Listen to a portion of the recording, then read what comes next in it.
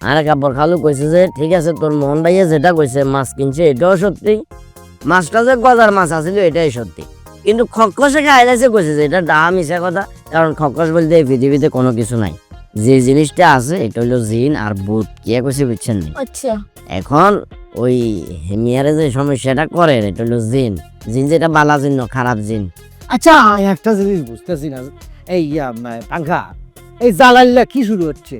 হ্যাঁ কি ওই একাব্বর খালু ছাড়া কেউ নাই নাকি? হ্যাঁ বাবুল্লার দাঁত ঠিক করবো, হ্যাঁ নয় একাব্বর খালু, তারপর আরেক জোরের যে মলম কিনা কি করবো, হ্যাঁ একাব্বর খালু, আর জিন চালাইগো, আ খপ্পর চালাইগো, ইয়া করবো, হে একাব্বর। আরে ভাইয়া আচ্ছা আচ্ছা আচ্ছা জিনিসটা আগে শুনেন না, এত চিল্লাচিল্লি করনের কি দেখছেন না আছে? ভাবি ফট করে করেন। আরে জিনে দইছে মাথা তো খারাপ। আর শুনেন এতের খালু এক সিটিং, এতে এক সিটিং, বাবুল্লার এক সিটিং, রমিজা ডাকাত, এখন এই ডাকাত সিটিং দেখুন মিলি একটা আউজন লাগাই দিছে। এত মজা পাইছে খালুরে বলাম দে কিছু তো কিছু হলে আপনারাও বিশ্বাস করেন, নাইলে রমিজা এতের বলে যৌবন শক্তি এতের খালু বাড়াই দিব, সিরাপ খারাই এতের বলে কি জিন্স হারাইবো বলে বিশ্বাস করছ আর নয় গুণ বিশ্বাস করিয়েন এটি ফাও কথা। বিজ্ঞানের ময়ান, বৈজ্ঞানিক ভাবে আপনারা সমাধানের দিকে যান।